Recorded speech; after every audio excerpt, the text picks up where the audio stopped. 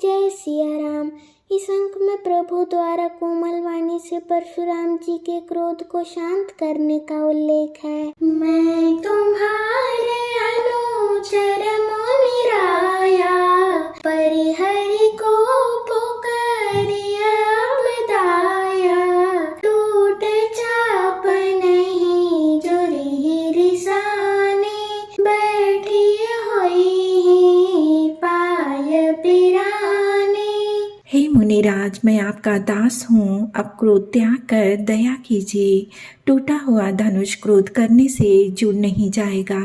खड़े खड़े पैर दुखने लगे होंगे, बैठ जाइए। जो अति प्रियता करिय उपाय, जोरिय को बड़े गुनी बुलाई। बोलत लख नहीं जन को डराही, माष्ट करहूँ अनुचित भल नाही।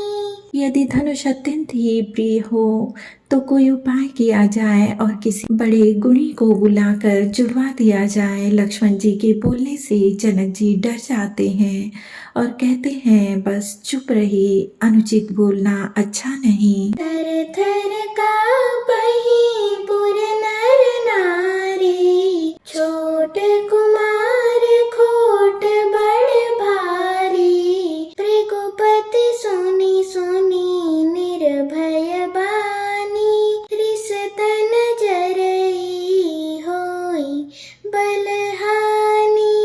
जनकपुर के स्त्री पुरुष थर थर कांप रहे हैं और मन ही मन कह रहे हैं कि छोटा कुमार बड़ा ही खोटा है। लक्ष्मण जी की निर्भय वाणी सुन सुनकर परशुराम जी का शरीर क्रोध से जला जा रहा है और उनके बल की हानि हो रही है, अर्थात उनका बल घट रहा है। बोले राम ही देनि होरा, बचाऊं बिचारे बंधु लघु तोरा।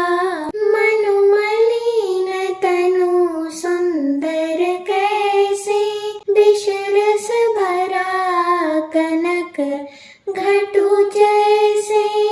तब श्री रामचंद्र जी पर एहसान जनाकर परशुराम जी बोले, तेरा छोटा भाई समझकर मैं इसे बचा रहा हूँ। यह मन का मैला और शरीर का कैसा सुंदर है, जैसे विष के रस से भरा हुआ सोने का घड़ा। सुनि लक्ष्मण बिहसे बहुरी, नयन तरे रे राम। गुर समीप गवाने सकुची, परिहरि बानी बाम। यह सुनकर लक्ष्मण जी फिर हंसे। तब श्री रामचंद्र जी ने तिरछी नजर से उनकी ओर देखा, जिसे लक्ष्मण जी सकुचाकर विपरीत बोलना छोड़कर गुरु जी के पास चले गए। अति विनीत मृदु शीतल बानी, बोले राम जोरि जुग पानी। सुनहु नाथ तुम सहज सुजाना, बालक बचनु करिय नहीं काना। श्री रामचंद्र जी दोनों हाथ जोड़कर अत्यंत विनय के साथ कोमल और शीतल वाणी से बोले, हे नाथ सुनिए, आप तो स्वभाव से ही सुजान हैं। आप बालक के वचन पर कान न कीजिए। बरे रे बालको एको स्वभाव, इन्हीं न संत विदुष ही काऊ। ही नाही कछु काज बिगारा, अपराधी मैं नाथ तुम्हारा। बर्रे और बालक का एक स्वभाव है, संत जन इन्हें कभी दोष नहीं लगाते। फिर लक्ष्मण ने तो कुछ काम भी नहीं बिगाड़ा है। हे नाथ, आपका अपराधी तो मैं हूँ।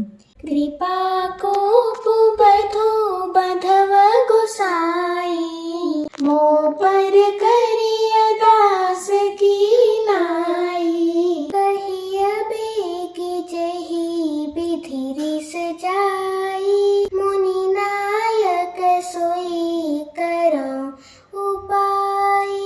अतः हे स्वामी, कृपा, क्रोध, वध और बंधन जो कुछ करना हो दास की तरह अर्थात दास समझकर मुझ पर कीजिए। जिस प्रकार से शीघ्र आपका क्रोध दूर हो हे मुनिराज बताइए, मैं वही उपाय करूं। वह मुनि राम जाई रिस कैसे, अजहु अनुज तव चितवन से, एहि के कंठ कोठारो न दीन्हा, तो मैं काह कोपु करि कीन्हा। मुनि ने कहा, हे राम, क्रोध कैसे जाए?